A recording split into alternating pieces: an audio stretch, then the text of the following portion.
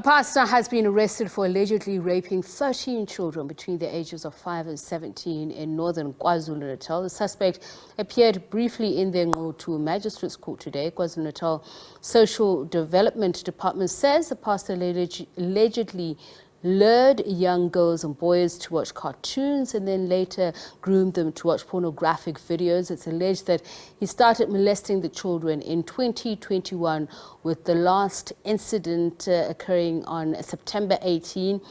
The 56-year-old man was allegedly caught when a boy told his mother of the alleged abuse. The victims include 11 boys and 2 girls. The victim's mother verified the information with other victims before reporting it to the local police station. The provincial government has condemned the alleged rape and abuse of the minors. Provincial authorities say the children constantly visited the reverend after school because they were manipulated. They have lauded a parent who noticed something amiss when her son reported the abuse and took action thereafter, in leading to more abused children being found. A team of social workers have been sent to the area where the attack took place to provide support for the families and the victims.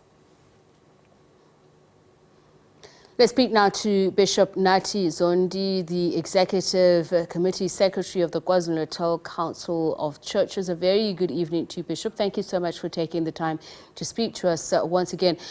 Were there any suspicions at any time that the pastor could have done this before, or that he was doing this before the parents blew the whistle on him?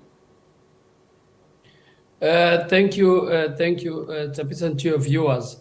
I must firstly appreciate and commend the Department of Social Development in the province of KwaZulu-Natal, who have taken this up and have brought it to our attention. And I must say that, in response to your question, we basically had not known until it was in the media, until it was reported in the media that there was such a case. It was only then that we started dispatching our structures to the area to try and gather some more information for us to respond. So to be direct to your question, we really didn't have any information prior to this becoming public.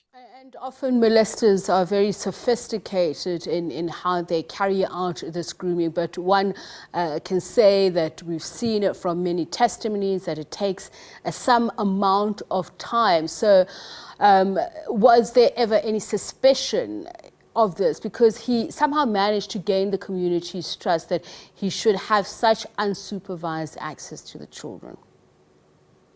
Well, as a Council of Churches, we would like to firstly advise and encourage communities to take precautions and be vigilant, because what actually happens, Piso, is that for church leaders are trusted members of the community. They are trusted by families. They are also trusted by young people. And so it becomes very important that the community must know who they entrust with their young ones, or they are vulnerable, and also know who they are trusting as a member of the leaders of the community, including religious leaders. So in this instance, Tsepiso, the information that has been given to us is that the young people, or these kids, were visiting this family or this man in his home. And apparently that's where these things took place. So we therefore would like to also encourage parents, to also be vigilant and make sure that they are careful who they entrust their children with.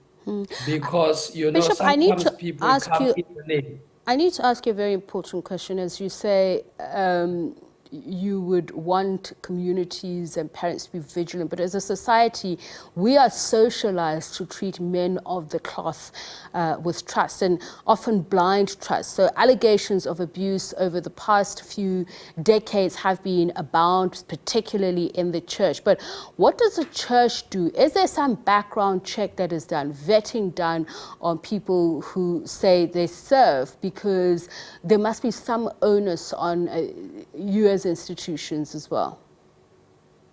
It's a piece. So with church or church leaders, they come in different formats. You find those who are part of organized formations and those who are part of organized denominations and structures, and those formations and those structures will have their own system of for vetting or for even checking on people. But then you do have individuals, so who aren't accountable anywhere, who come without any structure or formal organization they belong to. That's where quite often where most of these challenges are. And we would like to encourage, and as I said earlier, to really firstly condemn. We must first condemn these activities when men and women of the cloth are entrusted with the responsibility of caring for families and individuals. In most cases, these are vulnerable people. So we'd like to condemn these actions in the strongest terms possible, but also encourage, as I said earlier, men and women of the cloth to be accountable to structures, to organizations, to denominations, or even to fraternals in their communities. Because in that Bishop way, Zondi, but we know that these allegations in the church have gone so far back, even in the more formalized, organized churches. We know the Catholic community has faced this for such a very long time that even the popes, various popes, have been under pressure to apologize for this. So what I'm saying is, what should the church be doing differently? Because I don't think it's necessarily an issue of whether one is part of an organized fraternity within the religious sector, because I've often heard people say it's the more charismatic churches. We've seen videos, we've seen, of pastors doing the most diabolical things to congregants, men and women alike, even children. What can the church do differently? Well, I think every organization, the church is not immune. It's important for organizations to have systems in place and policies that could include disciplinary policies, so that when an individual leader is caught crossing the line or crossing the boundary, then they are able to be subjected to a disciplinary process. That's number one. Number two, in the case where blatant criminality has taken place, the law should be allowed to take its course. Should be allowed to take its course, without favor, whether you're a pastor or not. If you have crossed the line and broken the law should kick in. But thirdly, Tsepiso, I would also say it's important for the church from time to time to introspect.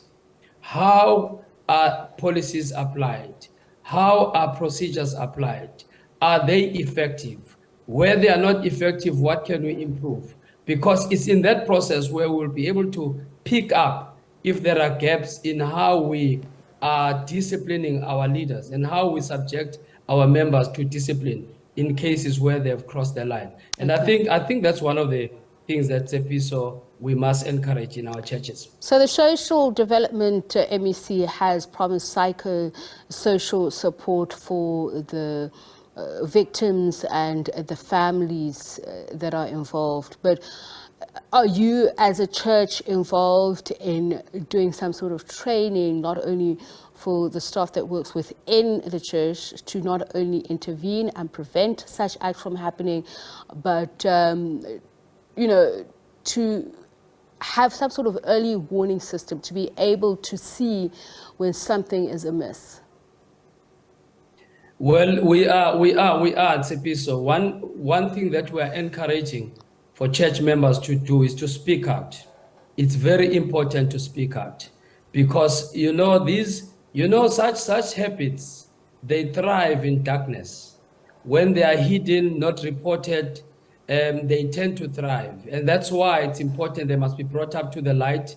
When abuse is suspected, or when there's an indication that there might be some abuse taking place, it's important for church members to speak out. But secondly, so we've been in contact with the Department of Social Development, because we're going to be working together as they provide psychosocial support.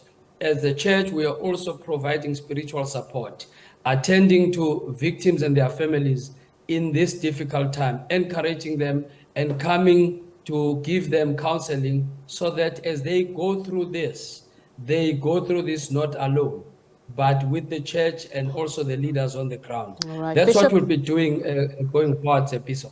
Unfortunately, we have run out of time, but thanks for speaking to us, Bishop Nathi Zondi of the KwaZulu-Natal Council of Churches.